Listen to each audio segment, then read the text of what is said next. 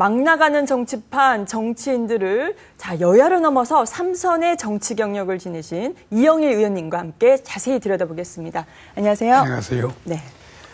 야, 이게 정치권의 막말이 뭐 아주 지면을 덮고 있습니다. 이른바 이 점입가경인데 박근혜 대통령한테 뭐 귀태 발언 있었잖아요. 곧 뭐 사과를 하기는 했지만 뭐 그 다음에 뭐 이해찬 전 총리 말씀이 뭐 계속 나옵니다.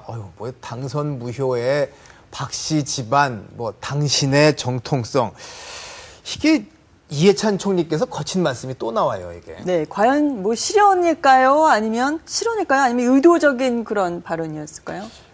이해찬 씨란 분이 정치판에서 잔뼈가 굵어진 사람입니다. 그리고 제가 알기로는 상당히 남달리 정치 감각이 있는 분이에요. 그런 분이 이렇게 의도적으로 작심하고 한 얘기지 우연한 실수는 아닙니다. 네. 다만 우리로서 크게 실망되는 것은 그분이 어떻든 국무총리를 역임했고 네. 교육부 장관을 역임했습니다.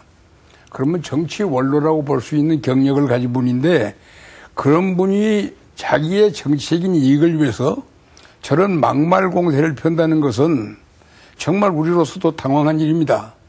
왜냐하면 교육부 장관을 지낸 분, 국무총리를 지낸 분이라면은 국민들이나 잘 알아는 세대들에게 본보기가 될 말을 해도 시원찮은데 오히려 우리 애들이 그분을 닮을까 싶어서 전 국민에게 고통과 부담을 나누어주는 그런 막말을 부아붙고 있어요.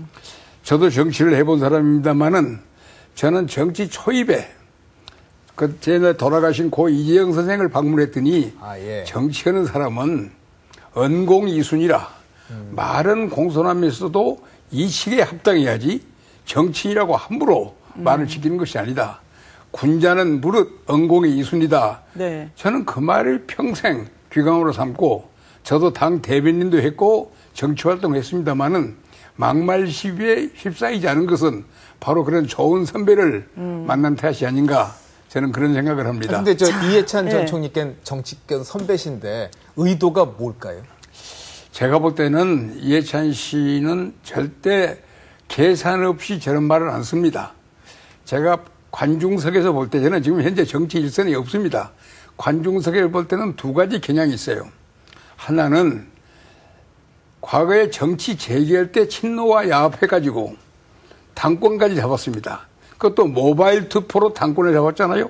또 모바일 투표로 문재인 씨를 대통령 후보로 만들었습니다.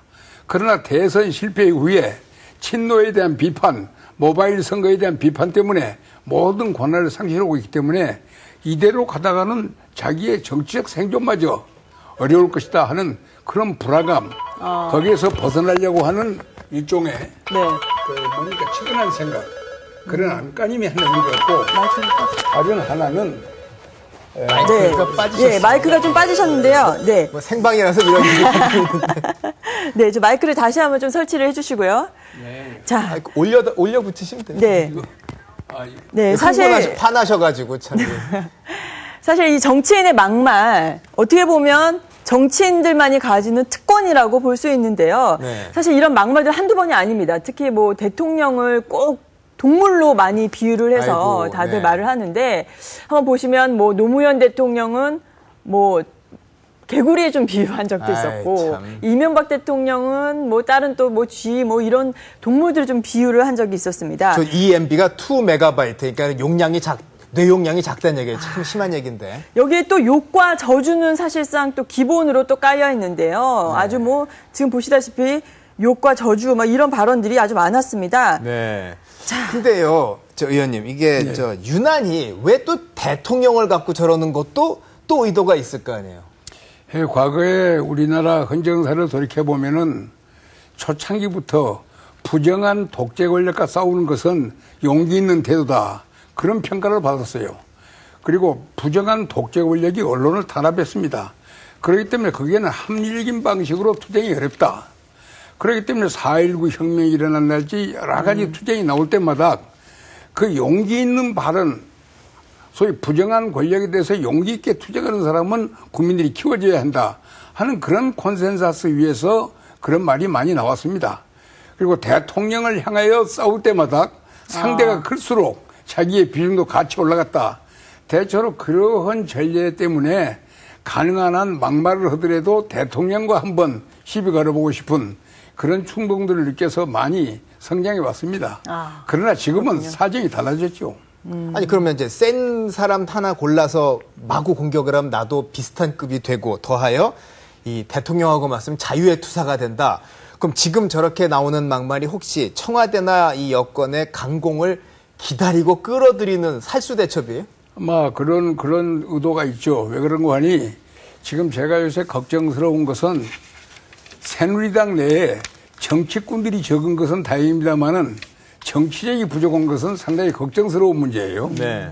그렇기 때문에 새누리당을 공략하는 방법으로 두 가지 있죠. 하나는 정통성 시비를 거는 겁니다. 그리고 국정원이라는 소재를 잘 이용하면은 상당히 정치적으로 재미를 볼 수 있다고 하는 두 타산이 작용하는데 저는 그 두 가정 자체가 전부 잘못되었다고 봐요.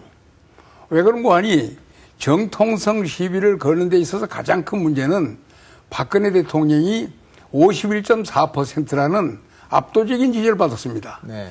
뭐 우리 박 교수도 잘 아시겠지만은 우리나라 근대 민주정치의 이론가인 잔자크 루소, 네. 프랑스의 루소가 국민주권을 말하는 민양론에서 절대 과반수를 차지한 지지는 국민의 일반사를 대표한다.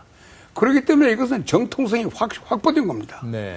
그간 대통령 직선제 선거 이래 47% 대통령, 48.5% 대통령, 46% 대통령 이렇게 나오다가 처음으로 네. 절대 과반수를 찾는 대통령이 출연했기 때문에 일단 선거 결과를 놓고 본다면은 정통성 시비를 걸 여지가 없습니다. 그러니까 외국에서는 51%의 대통령이 안 나오기 때문에 기필 결선 투표를 해서라도 51%짜리 대통령을 만들어내는 정치 과정을 걷습니다. 그러나 우리는 단순 다수제로 대통령을 뽑기 때문에 항상 당선자가 네. 반대 세력보다 더 적은 지지를 받았기 때문에 정치 불안정이 조성했어요. 그런데 이번에 박근혜 대통령이 유일하게 절대 과반수를 차지했는데 거기에 정통성을 시비를 건다는 것은 민주정치의 ABC도 모르는 사람들의 수작이죠. 네. 또 그게 겸해서 말한다면 국정원 문제인데 국정원이라는 게 여러 가지 형태의 국정원이 있어 왔습니다. 중앙정보부로서의 국정원, KCI로서의 국정원이 있었고 이것은 3공화국, 4공화국 때의 국정원입니다. 그리고 또 5공화국, 6공화국 때 국정원은 안전기획부, 안기부라고 합니다. 그러나 김대중 노무현 대통령 때는 그런 정보가 없어지고 이제 국정원이 나왔어요. 국정원은 과거에 중앙정보부나 안기부가 가지고 있던 이빨도 빠지고 귀도 빠지고 눈도 빠지고 손톱도 빠지고 심지어는 더듬이까지 빠져가지고 네. 재구실도 못하는 국정원이 오늘의 국정원입니다. 바로 그 국정원 밑에서 국무총리를 지낸 사람이 바로 그 국정원이 댓글을 걷다 해서 대한민국의 국기가 흔들린다. 이런 식으로 몰아붙이는 것은 과거에 KCI가 갖고 있던 악명이라고 하는 이미지의 연장선상에서 네. 현 정부를 흔들보려는 것이고 더욱이 박근혜 대통령은 전임 정부의 선거 관여지 자기가 주도한 것도 아닌데 그걸로 지금 물고 늘어져서 흔들다 보면은 네. 새누리당이나 청와대가 정치 경험이 부족해서 혹시 국민적인 저항을 불러일으킬 네. 실수를 하지 않을까. 그걸 유도하는 그 아주 재미있게 살수대첩이라고 하셨는데 뭐 그런 의도를 깔고 있는데 아마 그렇게 쉽게 넘어가지는 않을지 않을까. 저는 그런 생각이네요. 이 전직 대통령에 대한 어떻게 보면 막말, 박근혜 대통령은 아니라고도 말씀하셨지만 이 막말이 계속되는 이유는 사실상 전직 대통령 스스로에 대한 약간 잘못도 있는 것 같아요. 지금 전두환 대통령도 사상 초유로 지금 자택이 압수수색을 지금 당하고 있습니다. 어떻게 보면 대통령이라는 것 자체가, 직함 자체가 국민들의 존경의 대상이 아니라 오히려 이렇게 저주의 대상, 막말의 대상이 되는 거는 어떻게 보면 자업자득이 아니었나라는 생각이 드는데요. 우리가 그런 측면을 부인할 수 없죠. 미국에 가보면은 나는 미국에 가서 두 군데를 꼭 방문했습니다. 하나는 미국의 초대 대통령 조지 워싱턴 대통령이 있던 그 유명한 마운트 버너를 가봤어요. 또 에이브라함 링컨의 대통령이 탄생지었던 켄터키도 가봤어요. 거기가 전부 국립공원이 되어가지고 전 미국에서 몰린 어린이들에게 거기 선생님들이 아브라함 링컨 같은 사람이 되어라. 조지 워싱턴 대통령 같은 사람이 되어라. 이렇게 본보기를 보이고 있는데 언젠가는 반드시 우리나라에도 그런 대통령이 나올 날이 네. 올 것이다 하는 희망을 갖습니다. 근데 무책임한 막말과 폭로, 요게 보면 속사정이 있더라고 말씀하신 것처럼 하나 골라가지고 막 공격을 하면 우리 편에서는 오히려 스타가 되기도 하고 뭐 자기 존재감 커져, 진영 내 입지 커져, 또 그러면 상대방 타격도 주긴 준대요. 언론도 좀 받아주고. 그런데 요 뒤를 보면 면책특권이라는 이 전가의 보도가 숨어 있습니다. 이게 아무데나 막 써도 되는 거예요? 그렇지 않을 거 아니에요, 지금? 면책특권, 막말의 배경에 면책특권도 있습니다만은 이 막말 가지고 새몰이를 하면은요, 그 60항쟁 때처럼 넥타이 부대가 나오는 게 아니라 지금은 쭉쟁이가 나옵니다. 그렇기 때문에 면책특권이라는 것은 언론이 탄압될 때 쓰는 권리지 현재처럼 언론의 자유가 무제한 개방되어 있는 나라에서는 면책특권이라는 게 의미가 없죠. 네. 왜냐하면 면책특권이라는 것은 불법의 합법화를 위한 음모가 아니면은 면책특권을 등에 업고 막말을 할 수는 없는 겁니다. 그리고 이번에 이해찬 전 총리가 지금 자기 선거급에서 한 발언은 면책특권과도 전혀 관계없는 자기 인격의 표현 아니에요. 사실 뭐 이해찬 총리의 발언 이전에 지금 문재인 의원까지도 지금 나서서 자, 뭐 지난 대선이 대단히 불공정하게 치러졌고 그 혜택을 박근혜 대통령이 받았다. 결국 대선 결과를 부인하는 불복의 심리를 담은 것이 아니냐, 정통성을 부인한 거 아니냐 이런 논란이 있었단 말이에요. 아까 제가 정통성에 관해서는 명확하게 정의를 했습니다. 그리고 12월 19일 날 선거 끝난 다음 날 오후에 문재인 야당 대통령 후보는 유명한 선거를 발표했습니다. 선거 결과에 승복한다. 국민의 뜻에 경무에 따르겠다. 제가 볼 때는 그 성명 정신을 항상 간직하고 나머지 정치 생활을 풀어가야만이 그분이 정상성을 확보하는 것이지 계속해서 선거만 끝나고 나면 정신적 대통령이다, 뭔가 불균형하다, 한 몇 달 후에 지나고 나면 다시금 말을 바꾸는 그런 정치가 지금 한국 정치의 잘못된 풍토인데 이건 야당에만 그런 거 아니에요. 과거에 여당에서도 그런 행태가 있었습니다. 그렇기 때문에 일단 선거의 결과에 승복하겠다고 자기가 성명을 발표했으면은 그 말을 충실히 지키는 것이 지금 미국 민주정치에서는 구체화되고 있습니다. 네. 왜 우리나라에서는 그런 좋은 본을 못 받는지 모르겠어요. 그럼 막말 논란의 아래에는 어떻게 보면 대선 불복의 심리가 좀 폭발해서 나왔다라고 지금 분석을 하시는 건가요? 아니, 우리나라에는 막말의 배경 가운데는 몇 가지 있는데 막말을 해가지고 정치로 큰 사람이 많습니다. 그러나 지금은 유명해질 수는 있어도 크지는 못합니다. 지금 전 신문의 지금 헤드라인이, 지금 방송에서의 헤드라인이 막말 아니에요?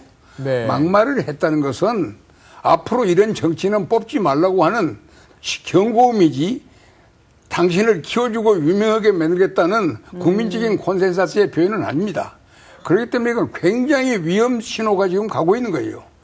그걸 지금 상황을 모르는 거예요. 지금 우리나라가 산업화에 성공했고 민주화에 성공했다고 전 세계 자부하는 국가에서 막말로서 국가의 품격을 떨어뜨린다면 그런 사람은 앞으로 정치권에서 배제하자는 국민의 합의가 있는데 사실은 지금 막말의 정치 이전에는 육탄의 정치가 있었어요. 그렇죠. 육탄의 정치가 있었고 망치의 정치가 있었고 재류탄의 정치가 있었습니다.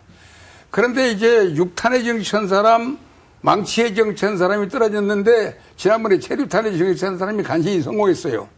그러나 네. 그 결과로 국회 선진화법이 통과됐잖아요. 그랬죠. 이제는 지금 막말 정치를 막는 방법이 없는데 막말 정치를 막기 위해서는 그 국민을 속일 수 없다고 하는 진리를 정치권이 깨달아야 합니다.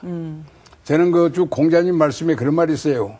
민지우나 불가기자는 미녀라. 백성은 지극히 어리석거나 가히 속일 수 없는 게 백성입니다. 지금 인터넷 공간에 정치인들의 일거수일투족이 다 밝혀지는 판국에 국민을 속일 수 있다는 착각하는 사람에게는 막말이 나오지만은 국민 속일 수 없습니다. 그런데 결국은 앞으로 그러한 정치 과정을 통해서 다 걸러지지 않겠어요? 근데 이 민주당 내부에서도 속사정이 있는 것 같습니다. 지금 김만길 대표는 자, 뭐 대선 불복을 지금 뜻하는 것은 아니다라고 밝혔지만 그 내부에서 강경파와 온건파 사이에서 샌드위치가 된 신세가 아니냐라는 해석도 나오고 심지어는 뭐 사퇴론까지 지금 뭐 홈페이지에 지금 나오고 있다는데 아무래도 이 강경파를 김 대표가 제대로 제어를 못하는 것이 아니냐라는 지금 해석이 나와요. 제가 보면 김한길 대표 같은 분도 참 지성인이고 또 원내 대표로 설준된 전병헌 의원 같은 분도 아주 유능하고 또 똑똑한 분입니다. 그런 팀워크 밑에서 저렇게 막말이 쏟아지는 걸 가만히 보면은 결국 민주당의 운명이 친노 대 비친노로 갈라지는 수순을 통해서만이 이 난국이 극복되지 않을까. 저는 그런 생각 봅니다. 제가 볼 때는 잘 합쳐지지 않을 것 같아요. 네요. 이게 사실 뭐 이번에 그 민주당 쪽에 특히 뭐 이해찬 총리 말도 그렇고 뭐 막말이 나왔지만 뭐 지금 여당도 그리 떳떳지는 못합니다. 야당은 당장 뭐 너넨 안 그랬냐 얘기를 하더라고요. 옛날에 뭐 예를 들어서 뭐 복지 정책도 노무현 대통령이 하면 좌파고 박근혜 대통령이 하면 우파냐, 뭐 노무현 대통령한테 또 뭐 개구리 얘기 안 했냐 할 말이 서로 많은 게 다 반성해야 되는 거 아니에요? 물론이죠. 전부 반성해야 합니다. 그러나 우리나라 정치는 어떤 이데올로기 잣대 가지고 말하기에는 이 사회민주주의라고 하는 정치의 정통이 없어요. 그렇기 때문에 좌우로 구분할 수는 없고 다만 그러한 논리보다는 오히려 친북이냐 반북이냐 하는 문제 가지고 쟁점이 되었기 때문에 우리나라에서는 올바른 이데올로기 지평에서 그 정책 토론이 이루어진 일이 없습니다. 지금 이 막말 논란이 대선 불복 논란 뭐 이런 것까지 지금 확산이 되는데 사실상 대통령은 국민들이 뽑은 대통령인데 이 대선 불복증 이거 5년마다 계속해서 되풀이되고 있지 않습니까? 과거에도 많았었죠. 저는 뭐 이번에는 별 큰 문제는 없으리라고 봅니다. 다 이번에 저 국정원 사건도 이제 한번 여야 대표들이 한번 열람하고 나면은 대체로 마무리될 것이고 NLL 문제도 결국은 자기 재임 중에 모든 실수를 안고 그분이 이 세상을 하직했는데 그걸 가지고 더 물고 늘어진다는 것 자체도 제가 볼 때는 넌센스 같아요. 그리고 박근혜 대통령 자신이 나는 이 문제에 나설 문제는 아니라고 봐요. 왜냐하면 대선 정국이라는 것은 객관적으로는 공정하게 끝난 선거인데 일부러 그게 시비를 일으키잖아요. 그러니까 이 문제는 새누리당이 커버해야 할 문제지 청와대가 개입할 문제로는 보지 않습니다. 근데 이 대선에 대해서 뭐 불복종하는 것도 보면 다 이 편이 나뉘어져 가지고 요새는 욕을 먹더라도 자기 편 지키려고 저렇게들 하는 거 아닌가요? 그래서 정치의 품격을 좀 더 높여야 한다. 자기 편보다도 지금 우리가 정책 토론다운 정책이 지난 6개월 동안 한 번도 없잖아요. 지금 우리나라가 지금 복지의 진로 문제, 외교 정책 문제 심각합니다. 앞으로 이 나라가 평화 통일을 할 것이냐, 앞으로 한반도의 평화를 어떻게 정착시킬 것이냐, 복지국가를 어떻게 건설할 것이냐, 이 문제를 놓고 지금 다 해결해야 할 과제가 산적한데 그런 정치의 핵심, 정책의 핵심은 다 팽개두고 자기의 조그마한 파벌의 이익을 위해서 모든 정치력을 소진해버리는 이런 한심한 정치 풍토를 과거에도 개탄했고 지금도 개탄합니다만은 앞으로 그 문제가 점진적으로 해결되지 않겠어요? 근데 이 인터넷 세상에서 지금은 인터넷 정치라고 불리지 않습니까? 이 막말 그리고 정치 폭로 이게 이제 확대 재생산이 되는 그런 지금 상황인데요. 자, 그럼 인터넷 댓글을 등에 업은 뭐 시민 세력들하고 다 합해서 이 등에 업은 세력들이 결국은 몸통인 정치판을 흔드는 지금 상황까지 또 확대될 수 있다라는 지금 경고도 나오는데요. 그런 우려가 있습니다. 그런 우려는 있는데 제가 볼 때는 우리 국민들의 그 전체적인 수준 그게 전부 그 문제를 소화할 수 있는 그런 능력이 있다. 저는 지금 그 우리나라 한국 정치사를 보면은 좀 많은 위기가 있었습니까? 우리가 어떨 때는 대통령을 잘못 뽑을 때 있었고 그렇습니다만은 지금 국가가 건재하고 잘 나가고 있잖아요. 그렇기 때문에 너무 그렇게 비관적으로 전망할 필요는 없다고 봅니다. 근데 하도 이제 문제가 안 풀리니까 뭐 이런 얘기를 해요. 과거에 차라리 이 빅보스들이 나서서 가닥을 잡던 시절이 더 그립다. 그리고 이 대통령이 나서서 문제 해결하는 시대가 낫다 하는데 왜 대통령은 안 나설까요? 혹시 누구 얘기하는 것처럼 정치를 혐오하거나 아예 그냥 상대하기 싫어서라면 이건 잘못된 거 아닐까요? 이 박 대통령은 지금까지 있던 다른 대통령들과도 여당 출신 가운데서는 경험이 좀 다르죠. 날치기의 현장도 있어 봤던 분이고 아주 육탄 정치의 현장도 있어 봤기 때문에 정치를 혐오한다기보다는 정치의 품격을 어떻게 높일 것이냐 거기에 대해서 고민이 더 많을 겁니다. 근데 현 단계의 정치 수준은 대통령이 나설 문제보다는 새누리당이 해결해야 할 과제인데 지금 새누리당의 정치적 부족 그게 상당히 우리 관중석에서 눈에 띄잖아요. 네. 난 어떻게 하면 새누리당의 이 부족한 정치력을 어떻게 좀 충전할 것이냐. 그 문제를 가지고 박근혜 대통령이 좀 더 고민을 했으면 합니다. 새누리당의 정치력이 좀 부족하다라는 말씀이신데 지금 좀 이 정치권 공방을 보면 결국은 지리한 정치 공방을 계속해서 이어가면서 뭐 NLL 대화록 열람, 그다음에 국정원 국정조사 이러다가 다 흐지부지 끝나는 거 아니냐. 결국은 서로 기싸움하고 서로 다툼하다가 그냥 적당한 선에서 봉합하는 선에서 지금 끝나지 않을까라는 해석도 나오는데요. 그게 한국 정치의 현주소 아닙니까? 이게 정치가 가치를 생산해내는 정치가 돼야죠. 그렇기 때문에 제가 볼 때는 아까 제가 말했습니다마는 NLL 문제도 일단 이걸로 다 마무리될 겁니다. 그러나 우리가 국민들이 기대하는 것만큼 뭐 경천 동지할 만한 성과, 국민에게 엄청나게 박수 받을 만한 보고서가 나오는 그런 해결책은 아마 기대하기 힘들 겁니다. 그러면 지금 뭐 뉴스가 요란하지만 말씀 듣고 오면은 서로 아주 치명적인 문제를 딱 겨눠놓고 트집 논란 계속 끌어가다가 나중에 싹 덮고 타협하는 과거에 흔히 보던 정치 공방을 또 따라가는 것 같기도 하거든요. 왜냐하면 뭐 국정조사도 위원회 구성만 놓고 며칠 가고 막말 공방 이것도 가만히 보면 한숨 돌리는 아이템으로 쓰고 있거든요. 이게 막말 공방은 막말 공방대로 끝내고 국정조사는 국정지도로 끝내가는 절차 거의 정치 과정입니다. 그러지 거기서 무슨 우리가 대단히 기대할 수 있는 큰 성과는 안 나오죠. 자, 아까도 말씀을 하셨지만 사실 뭐 이번에 막말 공방 다음 선거에서 국민들이 판단을 하면 된다라고는 말씀하셨지만 이게 지금 그럼 그때까지 정치 선동이 국민들 혼란시키고 사회를 분열시키는 거 이거를 그냥 그 다음 선거까지 넉넉히 기다려라. 이거 어떻게 보면 공자님 말씀 같기도 한데요.